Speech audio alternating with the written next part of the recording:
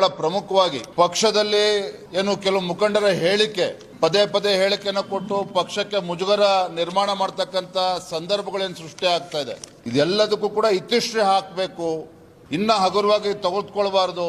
ಇದು ಕೂಡ ಬಹಳ ಗಂಭೀರವಾಗಿ ಚರ್ಚೆ ಆಗಿದೆ. ಯಾರ್ಯಾರು ಈ ರೀತಿ ಮಾಧ್ಯಮಗಳ ಮುಂದೆ ಹೋಗಿ ಹೇಳಿಕೆಯನ್ನು ಕೊಟ್ಟು ಪಕ್ಷಕ್ಕೆ ಮುಜುಗರ ಉಂಟು ಮಾಡ್ತಾ ಇದ್ದಾರೆ, ಅವ್ರು ನೋಟಿಸ್ ಕೊಟ್ಟು ವಿವರವನ್ನು ಕೂಡ ಪಡೆದುಕೊಳ್ಬೇಕು, ಇದೆಲ್ಲದೂ ಕೂಡ ಇತಿಶ್ರೀ ಆಡಬೇಕು ಅಂತ ಹೇಳಿ ಕೂಡ ತೀರ್ಮಾನ ಆಗಿದೆ. ಸೊ ಇವೆಲ್ಲ ವಿಚಾರಗಳು ಕೂಡ ಬಹಳ ಸುದೀರ್ಘವಾಗಿ ಮತ್ತು ಒಳ್ಳೆ ರೀತಿಯಲ್ಲಿ ಎಲ್ಲವೂ ಕೂಡ ಇವತ್ತು ಚರ್ಚೆ ಆಗಿರುವಂತದ್ದು ಕೋರ್ ಕಮಿಟಿನಲ್ಲಿ. ಎರಡನೇ ಪ್ರಮುಖವಾದಂತಹ ವಿಚಾರ ಅಂತ ಹೇಳಿದ್ರೆ ಹಿರಿಯೂರು ವಿಧಾನಸಭಾ ಕ್ಷೇತ್ರದ ಉಪಚುನಾವಣೆ, ಅದರ ಬಗ್ಗೆನೂ ಕೂಡ ಚರ್ಚೆ ಆಗಿದೆ. ನಮ್ಮ ಹಿರಿಯರಾಗಿರ್ತಕ್ಕಂಥ ಗೋವಿಂದ ಕಾರಜೋಳಜಿ ಅವರು, ಆರ್ ಅಶೋಕ್, ಸಿ.ಟಿ. ರವಿ ಅವರು ಜೆಡಿಎಸ್ ನೊಂದಿಗೆ ಅಂದ್ರೆ ಕುಮಾರಸ್ವಾಮಿ ಅವರ ಜೊತೆ ಚರ್ಚೆ ಮಾಡಿ ಒಟ್ಟಾಗಿ ಬಿಜೆಪಿ ಮತ್ತು ಜೆಡಿಎಸ್ ಪಕ್ಷ ಒಟ್ಟಾಗಿ ಆ ಹಿರಿಯೂರು ಕ್ಷೇತ್ರವನ್ನು ಗೆಲ್ಲಬೇಕು.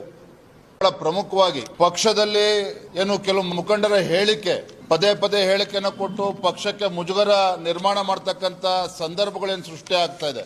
ಇದೆಲ್ಲದಕ್ಕೂ ಕೂಡ ಇತಿಶ್ರೀ ಹಾಕಬೇಕು, ಇನ್ನ ಹಗುರವಾಗಿ ತೆಗೆದುಕೊಳ್ಳಬಾರದು.